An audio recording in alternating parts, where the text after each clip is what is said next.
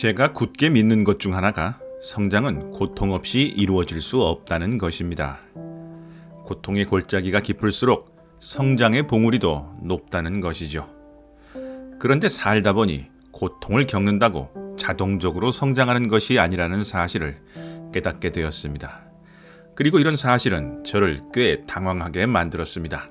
제 지인들 중에 실제로 그런 경우를 보았기 때문에 저는 큰 혼란에 빠져버렸습니다. 인생이 송두리째 흔들릴 정도로 큰일을 겪고 나서도 예전의 삶과 똑같은 방식으로 살아가는 모습은 참으로 충격적이었습니다. 고통을 통해 아무것도 배우지 못한다면 도대체 고통은 무슨 의미가 있을까요?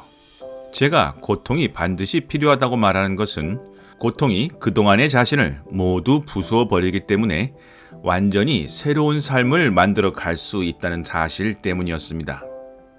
그런데 고통 이전과 이후가 똑같다면 도대체 우리는 왜 고통을 겪어야만 할까요? 저의 근본적인 신념을 흔드는 사건들을 보면서 많은 생각을 하게 되었습니다. 그리고 한 가지 결론에 도달하였습니다. 고통 또한 받아들일 준비가 되지 않은 사람에게는 그저 다른 모든 일과 같이 왔다가 지나가는 일에 불과하다는 건 말입니다. 아니, 고통이야말로 우리가 철저하게 의도하고 이용하지 않는다면 우리에게 아무것도 주지 않을 뿐더러 무의미한 통증에 불과해진다는 것 말입니다. 우리가 고통을 의미 있게 사용하기 위해서 해야 할 첫 번째 일은 고통을 온전히 받아들이는 것입니다. 저항을 멈추고 고통을 인정하고 심지어는 고통을 환영해야 합니다. 그렇게 고통이 내 안에 머물 수 있도록 허용해야 합니다. 오로지 이러한 수용을 통해서만 고통 속에서도 평화를 찾을 수 있기 때문입니다. 그 안에서 무언가를 배우기 위해서는 평화가 필수적입니다. 고통에서 빠져나가려는 몸부림 속에서, 고통을 거부하려는 저항 속에서 우리의 직관은 닫히고 사고는 멈추어 버리기 때문입니다. 두 번째 우리가 해야 할 일은 이 고통이 어떤 식으로든 나로 인해 일어났다는 것을 인정하는 것입니다. 물론 이렇게 말하기 참 억울한 경우가 더 많습니다. 그러나 이 고통을 불러온 것이 나라는 사실을 인정하고 받아들여야만 앞으로 나아갈 수 있습니다. 왜냐하면 내가 불러온 고통이라면 내가 물리칠 수도 있게 되는 것이기 때문입니다.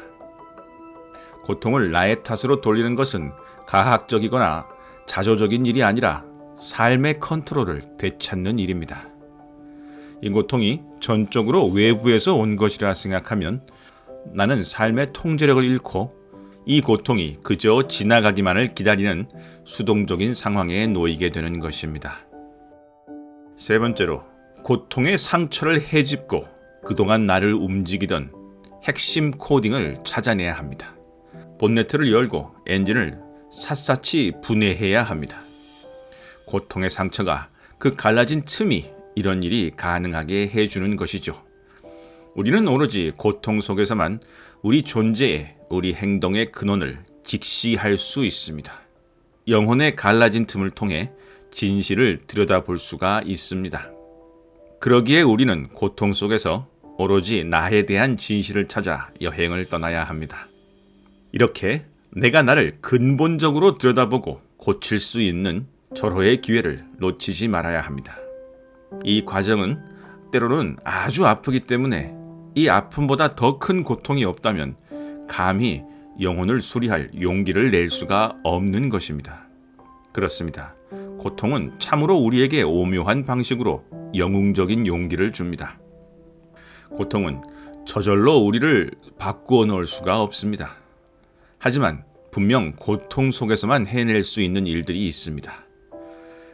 어쩌면 고통은 삶이 주는 최고의 선물이며 가장 소중한 기회일지 모릅니다.